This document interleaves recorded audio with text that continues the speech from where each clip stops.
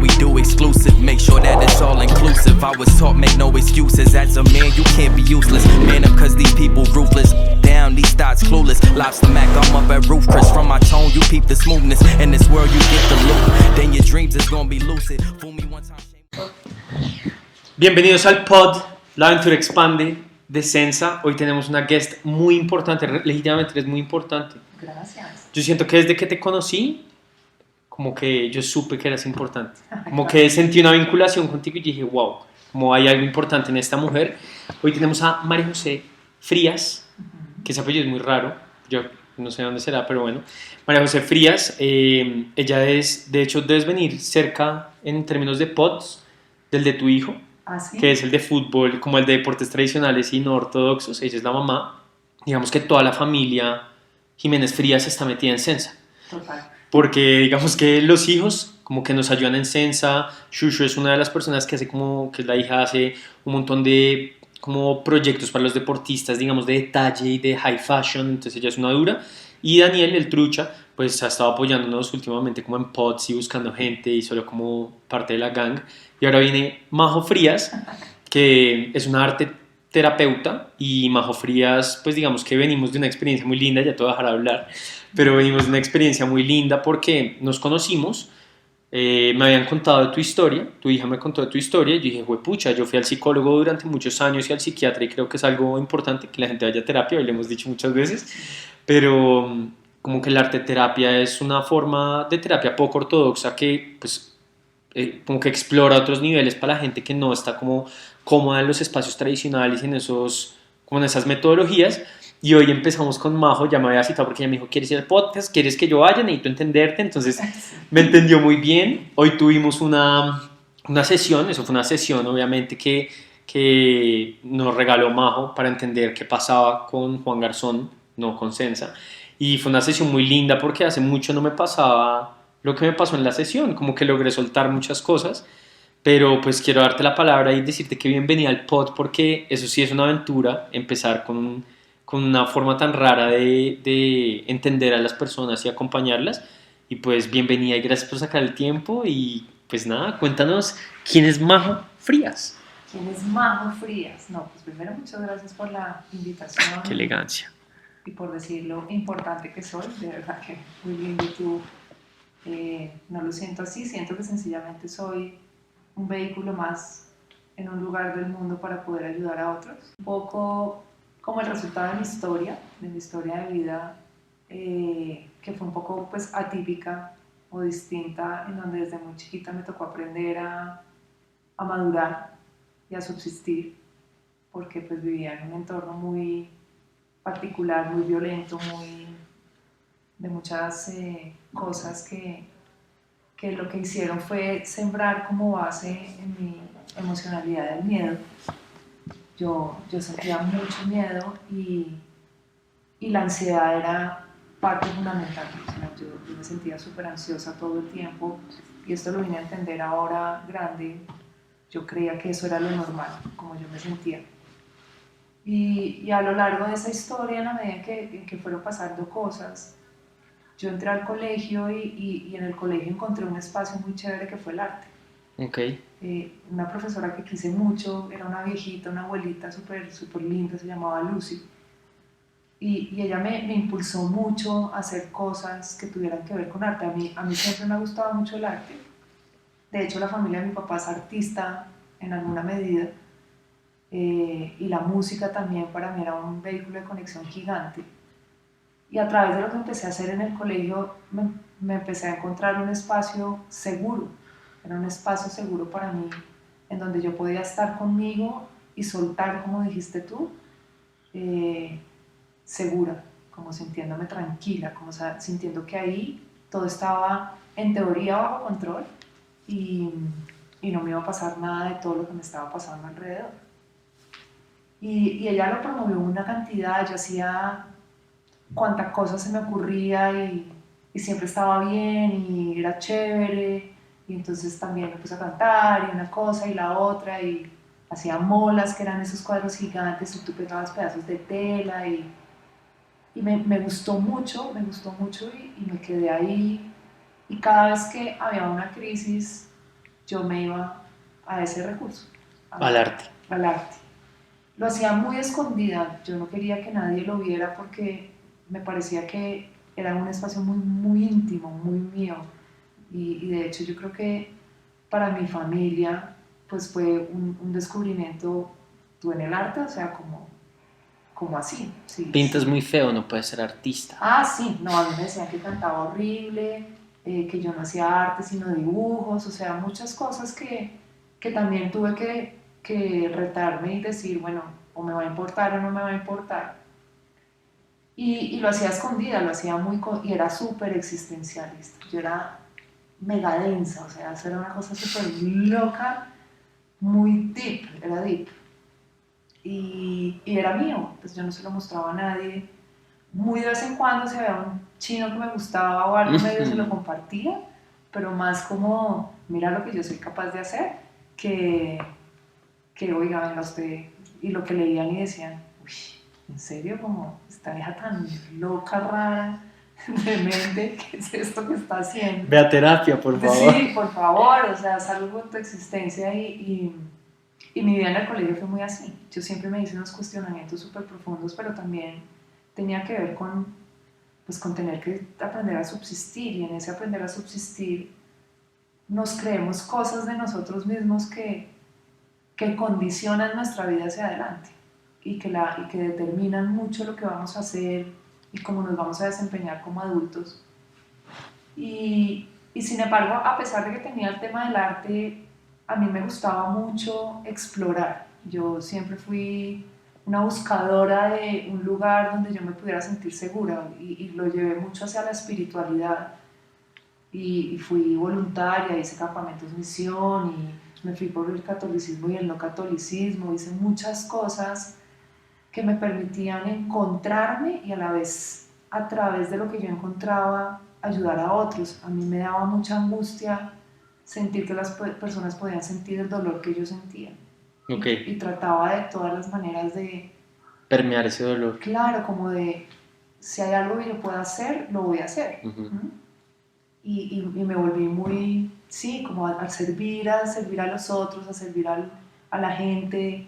Lo hice mucho con la iglesia y entonces íbamos a campamentos misión y era muy rico, pero a la vez era muy difícil porque yo me iba a un lugar que era muy cómodo y llegaba a mi casa otra vez a encontrarme con un lugar supremamente hostil y al final yo no sabía cómo lidiar con eso, cómo era esto y de hecho ir al mundo cómodo me producía vergüenza.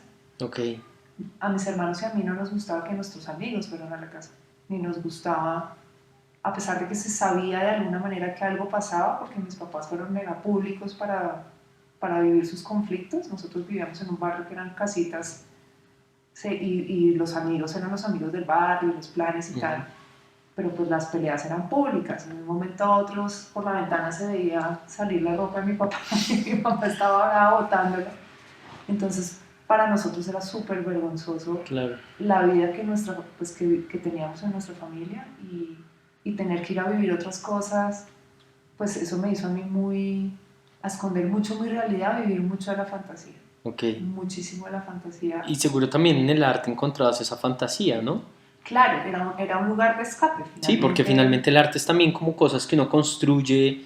Y ahorita, digamos que estaba pasando todo esto del ejercicio que me hiciste y como este espacio que me permitiste y que me llevaste, era donde uno es como un diálogo personal también, ¿no? Como que uno puede escoger no decir nada, pero la vinculación es que yo no puedo decir si es un artista, solo con alguien que produce cosas, dejémoslo así, como en el ejercicio creativo, siempre hay un diálogo que rebota. Ya sea entre el medio uno, y en eso uno también se construye muchas cosas. Entonces, o tú te puedes mentir, o te puedes decir la verdad, o puedes construir lo que quieras, ¿no? Claro. Y eso no solo pasa en el arte, pasa en todo. Okay. Tú todo el tiempo estás viéndote reflejado en algo o en alguien. Sí. Y en todo lo que está pasando. Entonces, pues, todo el tiempo estás viéndote a ti mismo, ¿sí? Y bueno, el caso es que yo me fui de la casa muy chiquita. Yo me gradué del colegio y me fui de la casa y... ¿Cuántos años más? 17. ¿Escapando todo eso? Huyendo un montón, sí. Okay. Necesitaba huir y por otro lado para mí era muy importante ir a ver quién había sido mi mamá biológica. A mí no me crió mi mamá biológica. Mi papá ya estaba muerto y la muerte de mi papá fue bastante traumática para mí porque yo había tomado la decisión de no volverlo a ver 4 años atrás. O sea, desde los 13, yo le dije, yo no quiero volver a saber más de ti ni de tu vida a raíz de un conflicto que tuvimos que me vulneró un montón.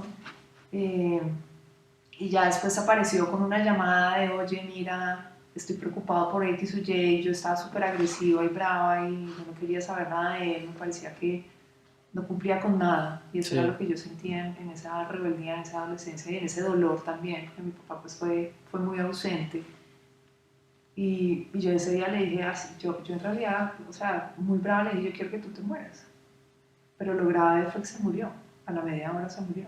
¿A la media hora que tú lo llamas? ¿De que te llamó? Sí, y se murió, y mi mamá no me dijo, se murió tu papá, sino se enfermó tu papá, tarará, vamos a ir a ver qué fue lo que le pasó. Y yo solo le decía a mi amiga del colegio, que ella me dijo, ¿cómo dices eso? Yo le dije, es que lo odio, o sea, no quiero saber nada de él. Sí. Y cuando ya supe que estaba muerto, fue un choque muy grande porque yo hoy sé y entendí que hice lo que podía hacer dentro de quién era y los recursos que tenía, pero en ese momento el sentimiento de culpa y la responsabilidad de haber de alguna manera generado algo que yo sé que yo no le di, pues yo no le metí la puñalada, sí, o sea, le di un infarto, pero sí fue muy fuerte. Y ese día yo dije, ya mi vida no tiene sentido, ya me alejé del arte, me alejé de mí, me alejé de todo. Sí, y me volví súper rebelde con el mundo, con la vida, con mi mamá, con mi casa. Mi mamá era muy brava y entonces cada vez que algo no me gustaba hacía referencia a mi papá y yo le decía, pues que ya el man ya no está, o sea, porque me estás hablando de esta vaina, mucha mierda, o sea, ¿cómo así? Si ya está siendo lo suficientemente duro, pues no. Y dije, mi única solución a un entorno de mucho alcohol, había mucho alcohol en mi familia o en mi casa particularmente, yo dije, yo no puedo seguir acá y quiero conocer a mi mamá biológica. Okay. Para mi mamá, hoy la entiendo mucho, era un temor gigante, porque pues... ¿Tu mamá no biológica? Mi mamá de crianza, sí. Que para mí es mi mamá, hijo de pucha, y le debo lo que soy y muchísimo más. Ella me dio una familia, me dio una cantidad de cosas que yo no iba a tener si me hubiera quedado donde estaba. Pero para mí era pues no sé. Sí, como que no, igual solo necesitas saber. Y sabes que yo no me quería sentir culpable como me había sentido con mi papá el día que supiera que ella se había muerto y yo no había hecho nada. Claro. Entonces por eso la busqué. Y como remendando cositas también, sí, ¿no? Como tratando de evitar ese sentimiento. Y finalmente logro ubicarla y para eso necesito generar un ambiente neutro y a la vez, pues no sé, yo ya sentía que tenía que estar afuera y creo que sin demeritar lo que mi familia me dio, salirme para mí fue salvarme también de alguna forma, como irme a un entorno distinto. Fue muy duro, pucha, durísimo, pues tú a los 17 ir a vivir con una roommate. No. Trabajé en muchas cosas, me dobleteé, trabajaba de día, de noche, me descubrí en muchas otras cosas también, en mi capacidad, en mi fuerza interior, porque para mí era muy claro que yo no iba a repetir la historia y a la edad que tenía, con la libertad que tenía, yo no tomaba trago, nunca consumí drogas, fumaba cigarrillos, así, cual puta presa, perdón, porque no había de otra.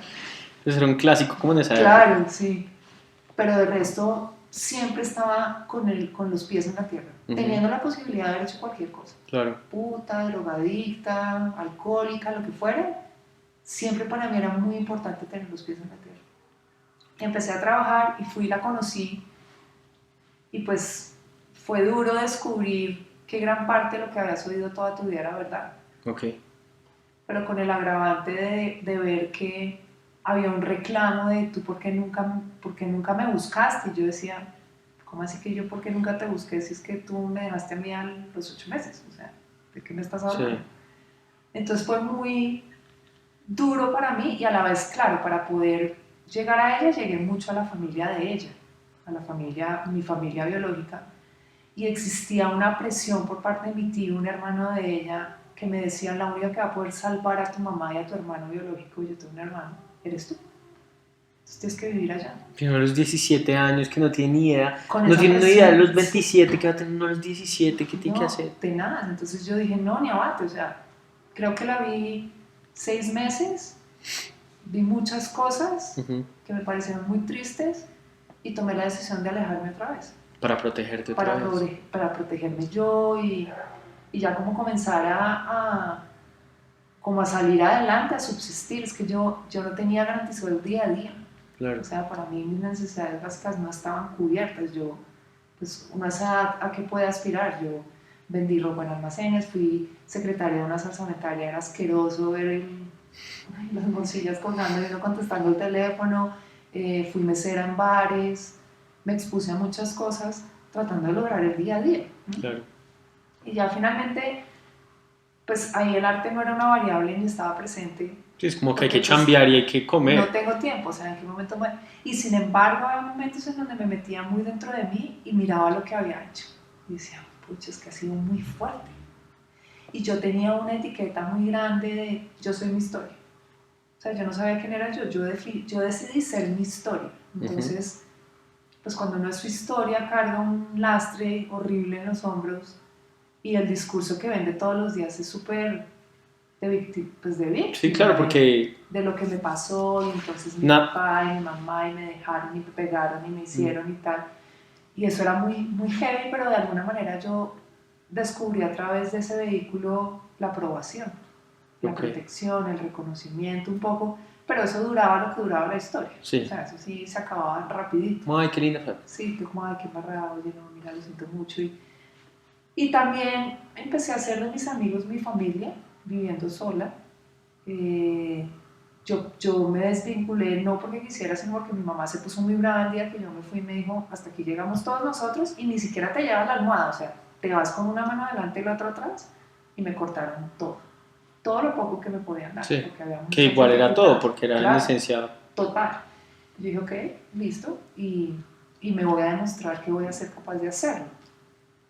Pero eso tuvo muchos costos, porque cuando uno se quiere demostrar algo a sí mismo y retarse para demostrárselo a los demás, se sacrifica uno muchas veces.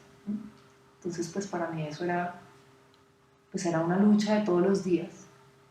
Y finalmente comienzo mi vida en desorden, digo yo, porque como una universidad, un profesor mío de la universidad que me decía que yo era estudiante, no me acuerdo qué palabra usaba, no me acuerdo, pero ahora sí haciendo alusión a que tú hiciste todo al revés. ¿Sí? Okay. Porque finalmente yo conozco a mi ex esposo a los 22 años y al cual le tengo una gratitud infinita.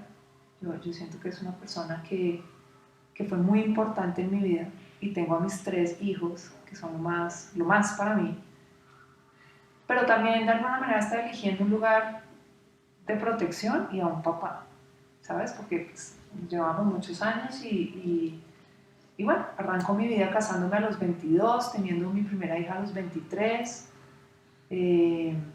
Obviamente pues no tenía que preocuparme por nada porque tenía todo, entonces dije, voy a retomar el arte un poco a ver qué pasa con esto y bueno, yo duré lo que duré casada con Diego haciendo arte, pero corporativo. Yo vendía lo que pintaba. ¿Los tintines gigantes que tenías y todo eso? ¿O no, qué esos vendías? tintines vinieron después. Esto era un arte más sobre madera, sobre cositas, como muy de lo que se movía en esa Siento época. que las mamás tuvieron todas un negocio de eso. Sí, un arte súper tímido, súper comercial. Sí, como de cajitas, como para el cuarto. Exacto, country. Ese. Pero duré un buen tiempo muy metida en eso y era rico estar conectada con el arte, pero llegó un momento en donde por todas las circunstancias yo dije, yo necesito ser profesional. Claro, cuando yo salí del colegio, me fui a la casa, intenté entrar a la universidad y entré un semestre, no, eso fue un desastre. Primero porque, pues o sea, uno va a estar trabajando y yo no sabía ni quién era yo como para saber qué quería hacer con la vida. Y me fue pésimo, y la universidad me mandó una carta a mi mamá diciendo que me habían echado por vaga, más o menos. Y así pasó. Y ya casada yo empecé a sentir la necesidad de yo necesito ser alguien, yo necesito profesionalmente ser alguien, pero esa inquietud me surge a los 30 y, no sé, 34, 35 años, cuando ya venía siendo mamá, esposa, ama de casa. Sí, ya como que el ciclo no está ahí, Sí, como la temporalidad ya es distinta. Sí, era muy raro y lidiando con muchas cosas.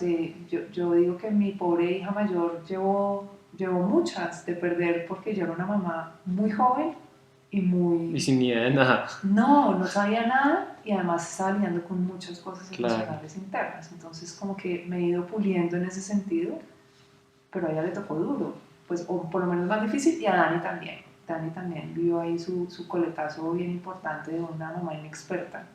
¿El coletazo de la serpiente o del dragón? Es la pregunta. No, yo creo que el coletazo de la inexperiencia. Claro. Porque al final yo me decía mucho a mí misma, yo no quiero repetir mi historia con mis hijos. O sea, es que era tanto dolor el que yo sentía, que yo decía, yo no puedo hacer que nada que signifique un dolor igual para ellos. Pero me fui a otro lado, y fue al lado de la sobreprotección y el miedo constante. Entonces, pues, no era fácil. Claro. No era fácil ni para mí ni para ellos. Y dije, bueno, voy a entrar a la universidad. Yo siempre quise ser médico. Para mí la medicina, y me las sé todas, y me veo todas las series, y leo, y entiendo, y me encanta. Pero en ese momento pensar en medicina era un sacrificio muy grande, y Diego, si bien me apoyó, me dijo, no. O sea, tú, mamá, 3 hijos, casa, marido... ¿Y ahora estudiar medicina? No, tal vez no. ¿Por qué no? Y yo le decía, bueno, entonces, ¿qué hago? Y medio me sonaba la psicología, pero no me sonaba del todo. A mí todo lo que fuera humanista me gustaba. Sí, quizá por lo que hablamos la vez pasada, que la medicina era como el primer método Sí, altruista, claro, para ayudar a otros, ¿no? Total. Yo decía, puta, ¿yo qué hago? No sé. Entonces me dijo, ¿por qué no hablamos con el rector del CESA? A ver cómo nos puede orientar. Y yo le dije, yo no quiero hacer el ICFES. Mi ICFES era... El IFETS. El IFES era más o menos, yo creo que saqué 240, una vaina por allá súper ridícula. Sí. Y yo decía, no, yo por ahí no paso otra vez ni abate porque es que no me va a ir bien. Claro. O sea, imagínate uno... Echando el IFES a los 34. No, yo dije, no. Pero bueno, pues si toca, pues toca. Y nos fuimos a hablar con el rector del CESA en su momento, y Diego había trabajado en el CESA, lo quería mucho. Entonces yo le conté mi historia, le dije, es que no sé qué quiero hacer, pues me gusta esto, pero sé que ya no tengo los medios ni nada para poderlo hacer, entonces ¿qué hago? Y me dijo, no, entré al CESA. Y yo, ¿cómo hace que entré al CESA? ¿De una? Venga, Ana María, me matricula aquí a... nada. Listo. Y ese día terminé matriculada en el CESA, y yo, ok, bueno, voy a tener una carrera, que es lo que me importa. Finalmente fue muy interesante esa época, pasé feliz. Fue muy rico estar en la universidad porque optimizas todo y a la vez ves mucho de lo que pasa con jóvenes de la edad de mis hijos. Claro. Yo decía, esto está chévere. Y logré sacando una excelente carrera. O sea, me gradué con mención de honor, matrícula de honor, todos los honores, la tesis la mejor. O sea, de verdad, pude ser monitora muchas veces, dar clases, manejar emprendimientos, siendo alumno. O sea, hice una cantidad de cosas que no estaban dadas para nadie. Yo dije, chévere. Pero eso comenzó a generar otras inquietudes, ¿no? Y es, ¿cuáles fueron las decisiones de vida que tomé cuando creía que no era capaz de hacer todo lo que he venido haciendo hasta ahora? Y bueno, ahí pues nos separamos con Diego y arranca como otra etapa, y yo decía, pero a mí me queda faltando, o sea, mi tema de arte, ¿yo qué voy a hacer con él? O sea, y como que era tu propósito también, sí, ¿no? Como que había algo que te llamaba ya. Claro, y como que yo entendía y sabía el beneficio que tenía, porque en ese momento ya lo estaba pudiendo hacer más consciente. Obviamente yo pasé por psicólogas, psiquiatra, una cantidad de terapias, porque pues finalmente en la vida hay que tener terapia. Y claro, mucho más cuando vienes de una historia tan particular. Y yo decía, pero a mí me queda faltando algo, ¿no? Cuando salí de la universidad, paralelamente me seguí formando en muchas cosas. O sea, yo hice chamanismo, me monté en Chile, en la montaña por allá, 7 días sin comer, sin tomar agua, hice muchas experiencias muy locas buscando. Explorando. Y yo decía, pero bueno, ¿yo cómo voy a integrar todo esto? Y descubrí que el mundo de la responsabilidad social era un mundo que me gustaba mucho, siendo muy buena para los números, habiendo perdido matemáticas siempre en el colegio, pero pues fue todo un descubrimiento. Y yo decía, bueno, ¿yo cómo voy a combinar esto? Termino trabajando para fundaciones. Y cuando llego al mundo del posconflicto y sobre todo en la reintegración, dije, miércoles, aquí la responsabilidad es mucho más grande de lo que yo estoy dando. Claro. y tengo que dar, o quiero dar. Es un mundo que me encanta, que para mí todavía está al pendiente de qué voy a hacer ahí, porque es legitimar a un grupo de personas que nunca ha sido legitimado. Y entro a una fundación y me doy cuenta que el mundo de la facilitación es un mundo muy chévere. Y empiezo a hacer interacciones humanas. O sea, yo decidí que iba a aprender con sangre y aprendía con sangre. O sea, yo me metí en unos procesos donde vivía con la piel expuesta. Ok. Muy, muy, muy fuertes. Y yo decía, no, esto tiene que ser así, porque si yo quiero sanar, esto tiene que ser con la piel expuesta al 100, vulnerable, caminando en carne viva y así empecé a hacer las cosas. Y fue muy abrupto conmigo misma, no fui compasiva, no leí mis ritmos, no leí mis tiempos, tomé una cantidad de decisiones. Yo decía, no, esto tampoco puede ser así. Y me formo como coach ontológica. Y en ese momento pues todavía el arte no la tenía tan clara. Decido renunciar a mi trabajo como directora de una fundación en donde todo estaba pues dado, garantizado. Amaba mi trabajo, o sea, fue un mundo muy chévere, pero yo decía, yo tengo que hacer algo más responsable con mi propósito, porque al final yo quiero servir a otros y quiero servir a otros para evitarles este dolor tan grande que es no saberte hacer cargo de tu historia, Okay. como no saber autoempoderarte, no saber resignificar las cosas para poder continuar hacia adelante y para poder limpiar generacionalmente también, ¿no? Porque es que Sí. Y dije, no, pues hice otra certificación de coaching y de qué curso de arte me meto, empecé a buscar y no había nada, hasta que empecé a oír de arteterapia. Y dije, wow, eso está muy interesante, ¿y de qué se trata? Y empecé a investigar, y me doy cuenta que es el lugar en donde me quiero formar y me formo como arteterapeuta. Que no es ser psicólogo. No es ser psicólogo, la arteterapia ha estado muy en el mundo de la psicología y la psiquiatría. De hecho nace después de la Primera Guerra Mundial, cuando no sabían muy bien cómo manejar todos estos trastornos mentales que se empezaron a dar después de una guerra. O sea, imagínate la gente cómo empezó a quedar. Claro. Y empiezan en los lugares o los centros psiquiátricos a implementar el arte como vehículo de empoderamiento y de tranquilidad, o como un método para tranquilizar a estos enfermos mentales. Y comienza a desarrollarse toda una historia a través del arte, pero estaba muy sesgada al mundo de la psicología y la psiquiatría. Obviamente, como en todo, que yo creo que es una responsabilidad en las profesiones que elijamos, digamos, no prostituirlas de alguna forma, o sea, porque pues no quiero decir nada que ofenda a nadie, pero cuando tú acompañas a un ser humano tienes que ser muy riguroso en lo que estás haciendo y en la formación que estás recibiendo, porque no es... Hay una responsabilidad muy grande. Muy grande. Entonces sí, pues uno veía una cantidad de terapias que podían funcionar de una forma u otra, pero yo decía, yo quiero ser rigurosa en lo que yo haga, yo no quiero manejar o acompañar procesos en donde yo esté dejando abierto al ser. Lo que te decía antes de que nos conectáramos, no es responsable abrir una persona y no acompañarla para nada, ¿sabes? Y eso me pasó mucho a mí formándome. Claro.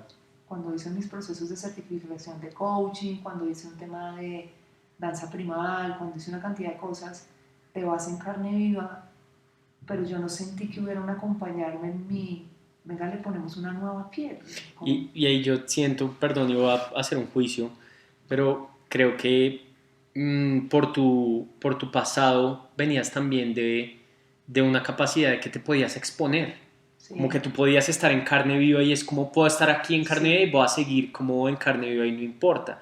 Pero con estas formaciones empezaste a darte cuenta como, uy, pucha, estar en carne viva después de tantos años de mi vida, como... En carne viva. Como en carne viva tal vez ya no está tan bien así. Exacto, porque no es compasivo ni responsable. Claro. Y te expone a lo que sea. Y creo que, como por ejemplo, ahorita que me hablabas de todo eso, veo una mujer muy fuerte y muy como en el rebusque, en el hustle, y te puedo asociar perfectamente esa imagen también de lo que tú me decías. Yo salí a retarme y ahora estoy aquí como también poniéndome otra vez en carne viva y vulnerable a recibir lo que venga. Y esa es una pregunta que te quería hacer ahorita y es, ¿hasta qué punto está bien abrirse completamente a la vulnerabilidad, ¿no? Y sobre todo, por ejemplo, en un ámbito profesional, porque tú empezaste a hacer todos estos procesos formativos, pero se hace también desde la vulnerabilidad, desde el conocimiento propio, pero hasta qué punto está, o sea, ¿dónde está la balanza de eso, no? Porque yo siento que también el proceso de emprender un proyecto de arte terapia, que seguro ya nos vas a contar de eso, y de abrir tu consultorio y de atender a tus primeros pacientes, o ¿cómo les dices tú? Coaches, Bueno, en realidad son coaches, ok. porque es una combinación de arte, terapia y coaching. Uh-huh. A mí no me gusta decir paciente porque el paciente es el que tiene una dolencia. Exacto, de acuerdo. Y pues le compete más a la psicología, a la psiquiatría. Pero entonces a estos coaches, y me imagino que eso es también ponerte en carne viva en términos de, pues que bien estudiar en el CESE y que bien trabajar con emprendimientos, pero otra cosa es dedicarme a lo que yo sueño. Sí. ¿Hasta qué punto? O sea, tú que ya lo viviste y que estás obviamente en una etapa donde ya viviste muchas cosas, ¿hay un balance para eso? ¿Uno tiene que ir all in a la vulnerabilidad o all in al escudo y a la armadura para protegerse de todo? ¿O cómo funciona eso? Yo aprendí a través de este proceso que en la vulnerabilidad nacen los verdaderos vínculos. Ok. Que en la vulnerabilidad nace lo verdaderamente importante. Y que tenemos como mal definida la vulnerabilidad, porque nos imaginamos que la vulnerabilidad es debilidad. Uh-huh. Y la vulnerabilidad tiene que ver más con reconocerme en mi ser imperfecto, perfecto, con mi historia, con lo que tengo bueno y malo y con lo que soy. O sea, la vulnerabilidad invita a quitarte las máscaras que te pones todo el tiempo, te invita a vivir más en la autenticidad y en función tuya, de lo que tú crees, sueñas y anhelas, y no del cuidarte de lo que te producen los otros por los dolores que tú tienes.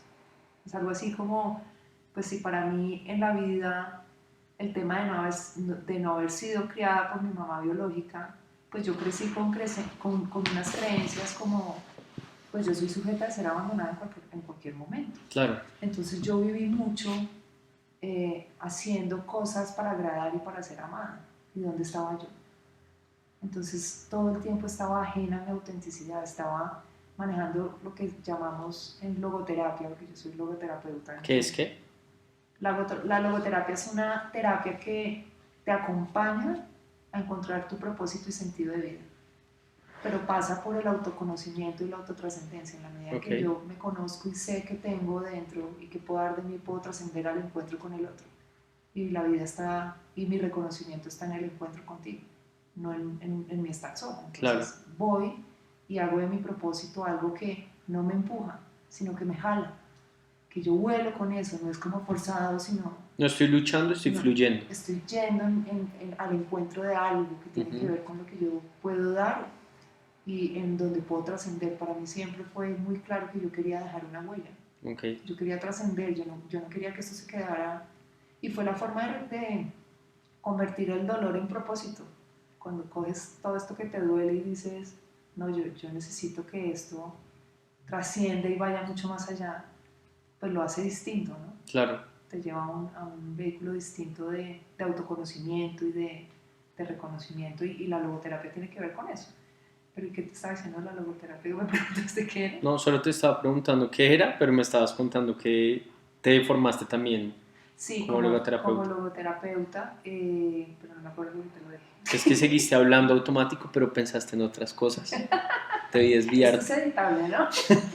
No, solo estábamos hablando de la vulnerabilidad, como de como dónde está el balance de las dos. Entonces, a tu pregunta, yo te lo contestaría como, o te preguntaría a ti, ¿tú cómo te vives la vulnerabilidad? Y esa es una muy buena pregunta, porque yo creo que sobre todo para las personas que están, yo odio la palabra emprendimiento, no me preguntes por qué. Como a mí me preguntan qué es Sense, yo digo que Sense es una empresa. Entiendo las diferencias económicas, solo odio, como que siento que el emprendimiento es como de pesar. Sí. Como, ay, emprendedor. Sí, pero la pregunta de eso es porque siento que toda la gente que está empezando sus proyectos personales que vienen desde el logos, el propósito, y que son persiguiendo como esa búsqueda intencional personal, tiene unas barreras donde uno tiene que romper muchas cosas, como que hay que ponerse una armadura para meterse entre todo, pero al mismo tiempo por dentro estás sin nada, como que estás en carne viva. Sí, estás desnudo. Y entonces la pregunta es esa, porque como si bien estoy de acuerdo con lo que tú dices, que en la vulnerabilidad está la fortaleza, el verdadero carácter, siento que la gente en un mundo como el de hoy, está mucho más propensa a utilizar tu vulnerabilidad para trabajar en contra tuya, ¿sí? Entonces yo creo que mucha gente, y pues también como que lo puedo vincular a los proyectos personales, cuando como que hay un requerimiento, y lo hablábamos hoy, hay un requerimiento de ser lo más real posible con lo que uno es, pero también hay un requerimiento por proteger esa vulnerabilidad, como, como del resto de personas y como de la gente y de cuando te interpretan y cuando te juzgan. Y yo creo que eso pasa derecho con cualquier aventura que uno viva, ¿sí? Como, pues imagínate tú abrir una vaina de arte terapia, hoy en día como que, wow, pero hace años seguro la gente te decía, está loca, pues como, ¿de qué está hablando? ¿Cómo así que arte terapia? Como, usted es administradora, dedíquese a otras cosas. Entonces hay que ponerse como la armadura como para cortar y pasar entre la gente, para poder forjarse ahí. Y creo, es una pregunta que me intriga mucho.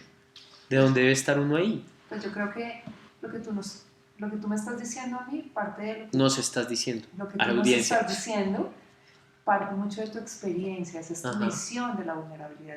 Yo no me la viví así, para mí era más... Yo sentía que si yo era vulnerable me iban a tener lástima, yo no quería que nadie me tuviera lástima porque yo necesitaba sentirme fuerte. Ok. Entonces, pues claro, yo tenía la mejor armadura puesta para que no me vieran como, ay, pobrecita. Uh-huh. Y ya después entendí que la vulnerabilidad no tiene que ver con eso, sino con la posibilidad, para mí va muy ligada a mi ser auténtica, a poder reconocer que hay momentos en donde me cuesta trabajo el reconocimiento y no soy esclava de eso, sino trato de oponerme a esa situación. Okay. Y me reconozco vulnerable porque es que mi historia va a estar conmigo siempre. Yo tengo una persona que aprecio y admiro mucho que me formó como logoterapeuta, que es Efraín Martínez, y él decía, alguna vez yo le pregunté que si las heridas se podían sanar y desaparecían, y me decía que no, que eso iba a estar siempre, es una marca, es un lunar, y ya hace parte de ti. Es una cicatriz que tú tienes y a lo largo de la vida, en la medida en que te expongas unas cosas u otras, pues se va abriendo la herida o no se va abriendo. Lo importante es estar atentos a, esto me está tocando mi herida, esto tiene que ver conmigo, porque todo lo que nos pasa tiene que ver con nosotros. Ajá. Y lo que a mí me pasa va a depender de lo que yo defina hacer con eso. O sea, yo puedo salir a la calle o yo me puedo exponer en redes y me pueden decir loca, ignorante. Loca, vaya terapia. Sí, es que, a ver, eso no es verdad, no sea bruta o lo que sea. Y pues sí, esa es la verdad del que me lo está diciendo a mí, pero yo elijo qué hago con eso que me está diciendo esa persona. Y eso que dices me encanta porque creo que hay dos etapas de... Es que yo tengo una obsesión con el propósito, pero el propósito se cumple en dos etapas. O sea, es algo que es una conclusión a la que acabo de llegar. La primera es la vulnerabilidad personal. Cuando tú eres capaz de estar vulnerable contigo mismo y entender las cosas que te construyen desde lo bueno, lo malo y lo que sea, luego eso se convierte en autenticidad. O sea, el primer paso para llegar al propósito es ser vulnerable, para ser auténtico, para perseguir un propósito. Porque la autenticidad finalmente es como con lo que tú sales. Pues es una forma de verlo, interesante. La autenticidad, desde lo que hemos aprendido en logoterapia, tiene que ver más con la posibilidad de ser sin vivir en tus estrategias de afrontamiento para lidiar lo que te incomoda. Okay. Entonces, pues tiene que ver más con si yo necesito tener todo bajo control, ¿sí? Porque es así. Pues porque, ¿te suena? ¿Te suena? ¿Te suena? Pues yo, muchas de las cosas que haga en la vida van a tener que ver con garantizar tener el control. Y ahí no estoy siendo auténtico. Uh-huh. Ahí estoy siendo esclavo de mi temor a algo. Sí, como que estoy generando como choques. Claro, porque siempre detrás del control hay un miedo. Okay. ¿Miedo a qué? No sabemos. Pero entonces estoy al servicio de mi miedo, no estoy al servicio de mi propósito. Ajá. ¿Ves? Entonces por eso es distinto, ¿no? La autenticidad tiene que ver con mi posibilidad de ser en lo bueno y en lo malo, porque muchas personas entran a terapia y viven procesos creyendo que van a salir sin ninguna sombra, y no, eso es pura carreta. No, con luz y sombra para adentro, mijo. Total, y muchas veces, porque a veces los procesos terapéuticos son medio pendulares, como que si yo no sé poner un límite hoy lo pongo con toda la agresividad y la fuerza del mundo hasta que aprendo a ponerlo bien. Sí. Pero no necesariamente yo voy a enfrentar una situación en donde no pueda poner límite, puede que me pase que no lo pueda volver a poner. Y a veces surge la frustración y la persona dice, pero ¿por qué me está pasando lo mismo? No, pucha, o sea, no me sirvió nada, esa plática se perdió. Ahora, ¿a dónde Se voy? perdió esa plática. Claro, y ahí es donde ves una cantidad de personas que han ido a 8.800 terapias, que no quiere decir que esté mal, sino que qué es lo que no estoy integrando, qué es lo que me está faltando darme cuenta para poder decir, no quiere decir que un proceso me sea suficiente, hay muchos momentos en la vida donde voy a necesitar terapia. Yo por lo menos tengo terapia, yo hago terapia, yo tengo una psicóloga y ese es mi lugar para trabajarme a mí, porque siempre necesitamos estar en eso. Claro. Y no somos capaces de hacerlo solos, porque con las gafas que yo veo el mundo es desde mis limitaciones. Y yo necesito otra persona que me preste sus ojos para poder ver el mundo un poco más amplio, mi mundo interior, lo que a mí me pasa, lo que vivo, con mi relación de pareja, o mi relación con mis hijos, o lo que sea. Siempre va a haber un momento para, bueno, revisemos a ver qué claro. está pasando. Entonces creo, ahí pues, volviendo a mi historia, creo este espacio sin tener tan claro cómo lo voy a crear. Soy coach y me gusta el arte y hice arte terapia, ahora cómo lo voy a integrar. Y fue muy lindo darme cuenta que sí había un espacio riguroso y serio para unir el coaching y la arte terapia. No estaba tan dado, de hecho, cuando yo asistía a unos grupos de organizaciones de arte terapeutas yo me sentía medio discriminada porque no era ni psicóloga ni psiquiatra. De hecho, empecé a estudiar psicología, hice 3 semestres y dije, ¿yo qué estaba haciendo? Lo estoy haciendo es para encajar. A ver, nada que ver. A ver, ¿qué le pasa, María José? Sí, o sea, ¿qué estoy haciendo? Llevada de las mismísimas, estudiando, trabajando. No, entonces dije, no, yo estoy haciendo esto porque necesito encajar en un lugar donde quiero encajar porque amo la arte terapia. O sea, para mí eso es un lugar donde encuentro todo, pero no tiene que ser así. Entonces, una vez terminé mi formación como logoterapeuta, dije, voy a integrarlo, y mi tesis de grado de la maestría de arte terapia fue esa integración. Okay. Y fue un súper proyecto, la verdad. Se puede generar un espacio de acompañamiento a través de las dos herramientas, que resulta siendo para mí es muy importante generar un espacio que sea amable con la persona que estoy acompañando. Total. Que respete sus propios ritmos y tiempos. Y el arte te permite eso, o sea, en el arte no sale nada distinto a lo que tú eres. Y es un espacio que también la logoterapia usa mucho el diálogo socrático, que no sé si sabes. La esposa me contaste, pero vale la pena hablar. Pero digamos que la experticia ahí es cómo generas tú una serie de cuestionamientos en donde quien estás acompañando encuentra sus propias respuestas.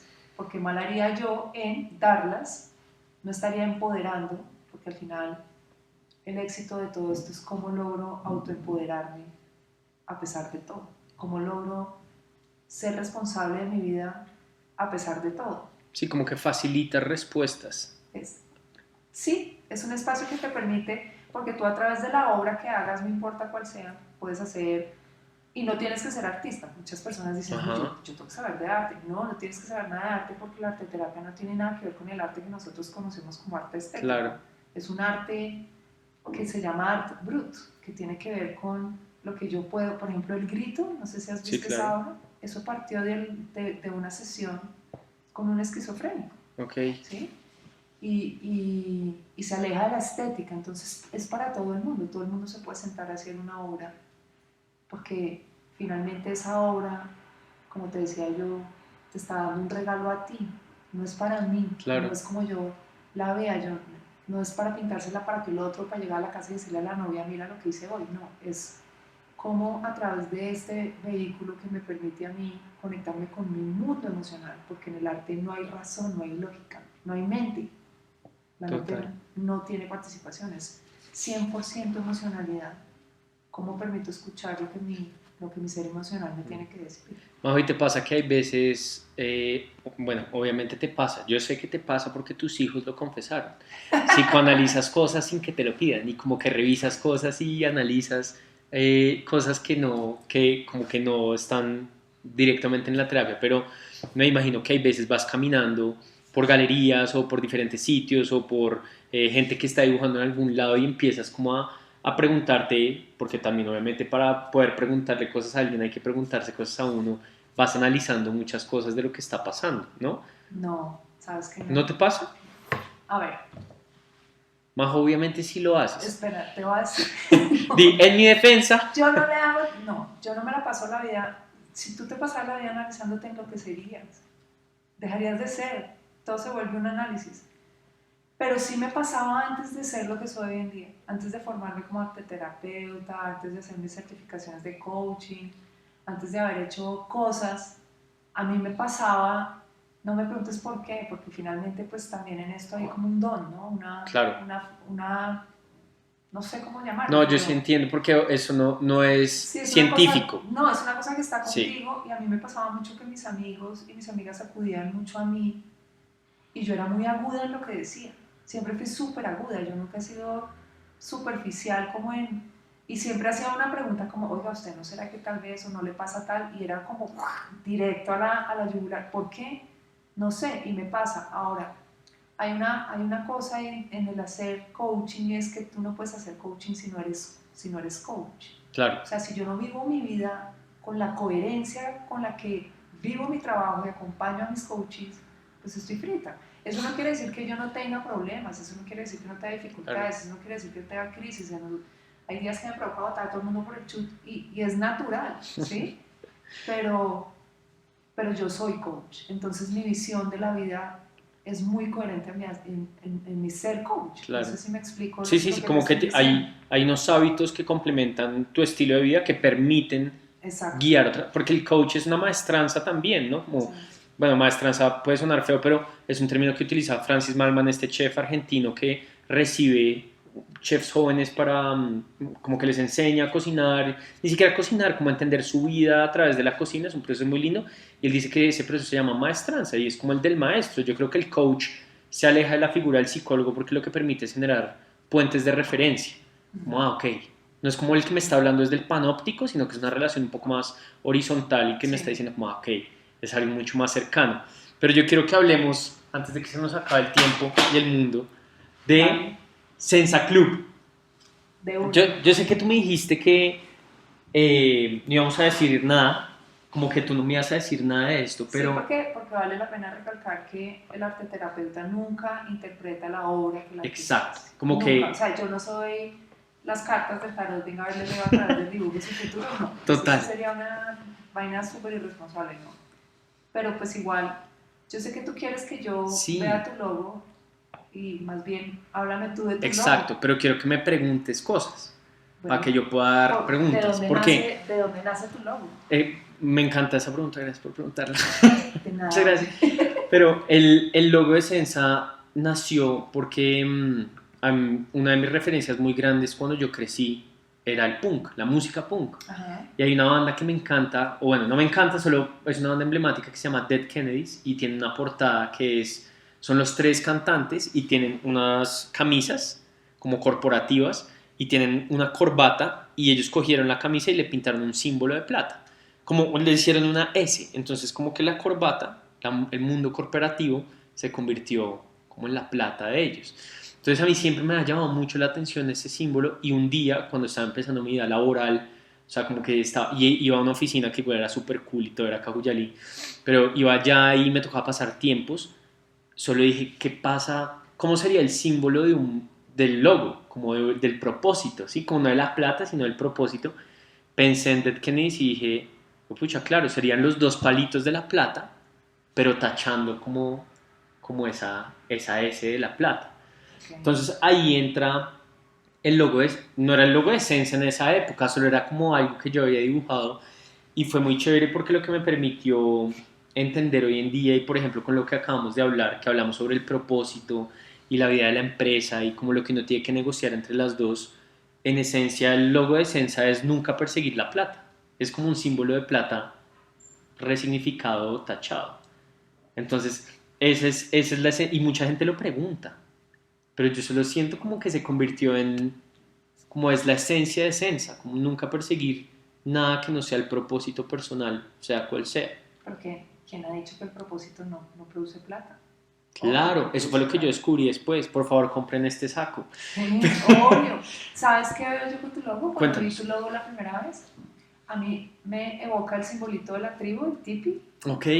y algo que lo abraza, que lo contiene. Wow. Así, Ok. así siento yo tu logo y me parece súper chévere. No, nunca me hubiera imaginado que estuvieras tachándote la posibilidad de producir plata. Dice como menos mal te la tachas. Sí, sí. De evaluación de empresa nula para ronda de Sí, inversión. lo llevo a vivir del voluntariado. No, pero eso me encanta que me hables desde el tipi porque mucha gente, por ejemplo, me ha dicho, la gente piensa que esto es una secta.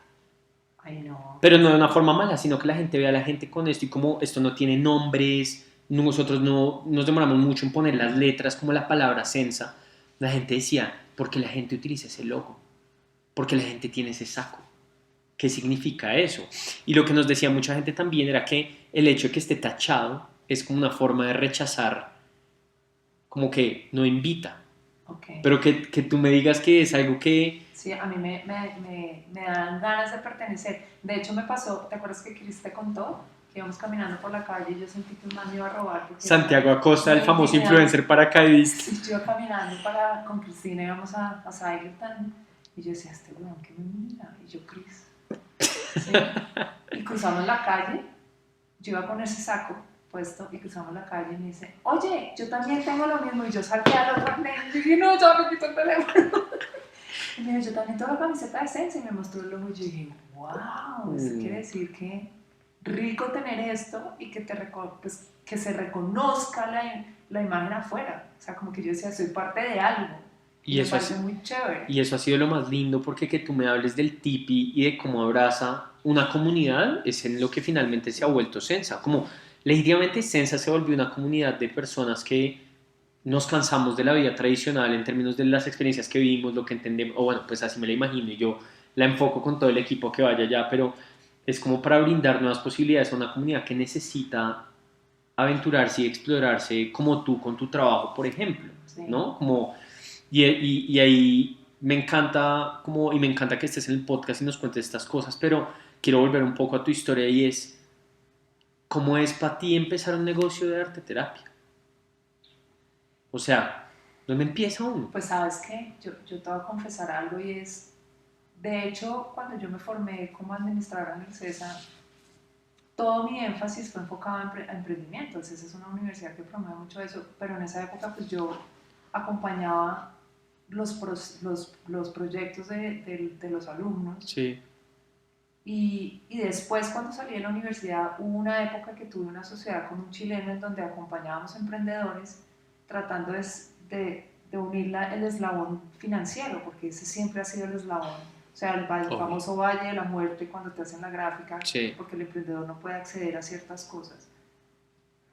Y para mí era muy importante mandar un mensaje que creo que a ti te va a caer súper bien a la comunidad de Sensa, y es, la plata sí importa, ¿sabes? Yo no hago las cosas por la plata que me va a generar, sino yo hago lo que hago porque me apasiona y por default gano plata y qué delicia, ¿sí?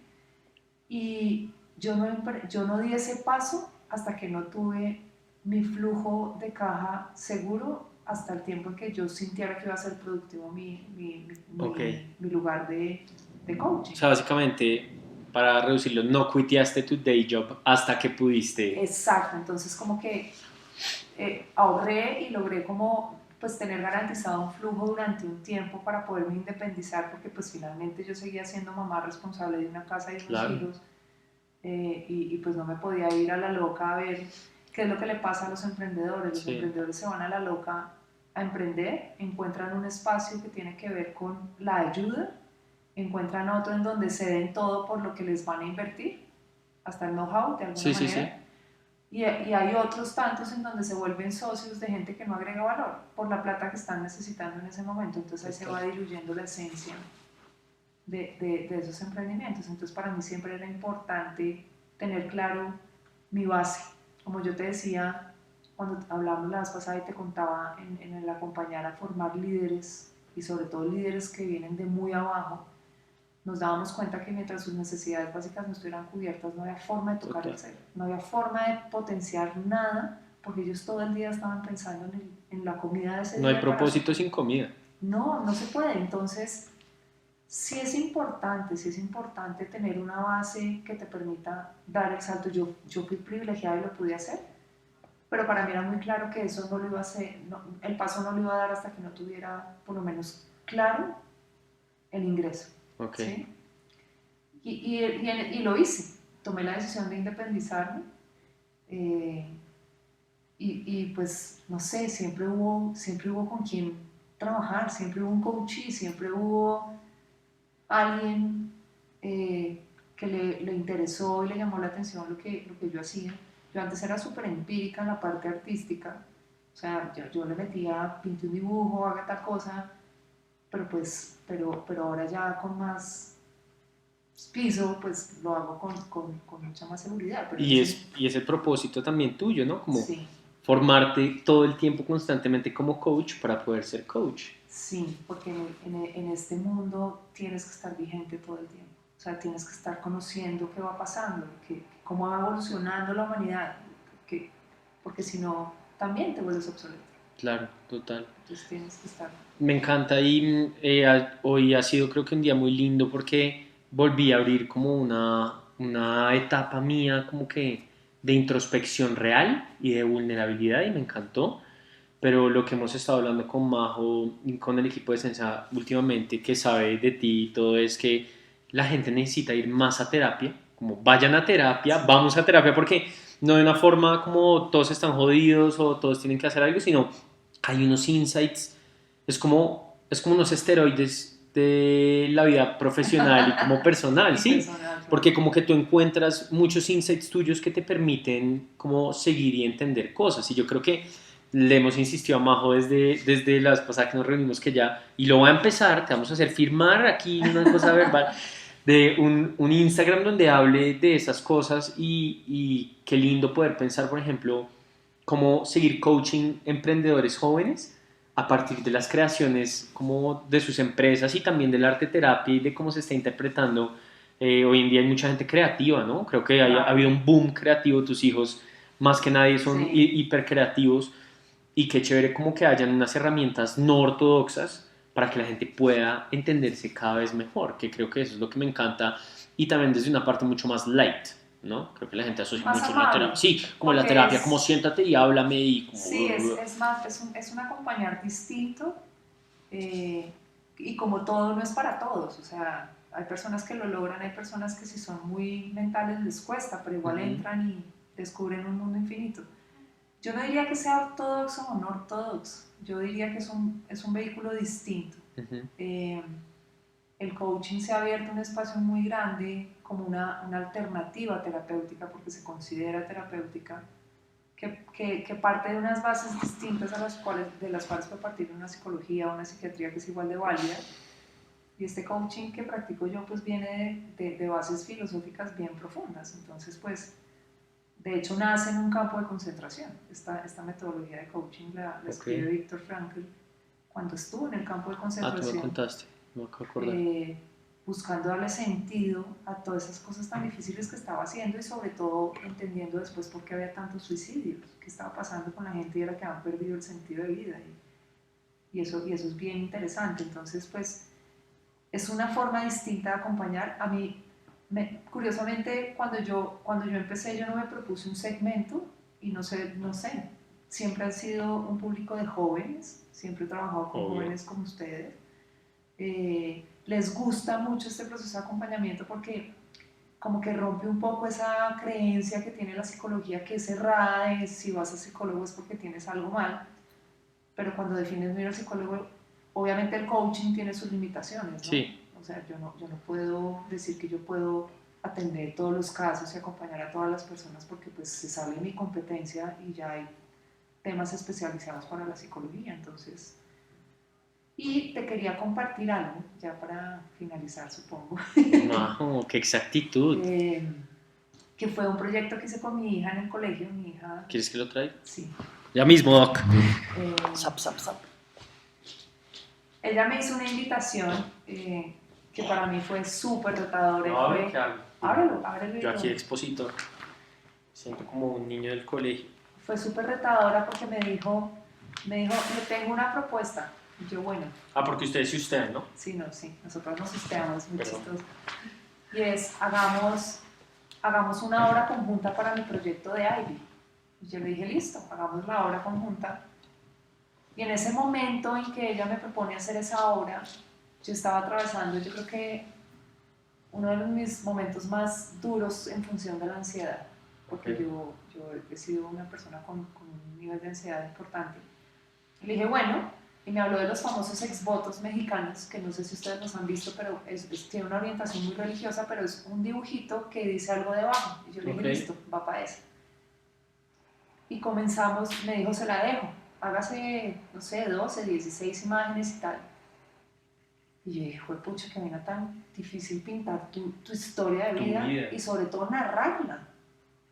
Y finalmente salió rápido en realidad, y cada imagen cuenta un aspecto de mi vida que puede denominarse relevante o por lo menos que me marcó significativamente, y debajo lo describo, como pasó esto, pasó aquello, muestro mucho de mi infancia, de mi matrimonio, al final de mis hijos, ahí están los tres. Los chamaquitos. Los chamaquitos ahí pintados, y la verdad fue una experiencia súper linda desde mi aplicar el arte terapia en mí. Yo nunca había hecho ese experimento, y cuando hago este trabajo, y además, pues pucha, eso sí además era muy loco porque era exponerlo en el colegio de Cristina, que lo viera todo el mundo, incluido mi expareja, mi familia.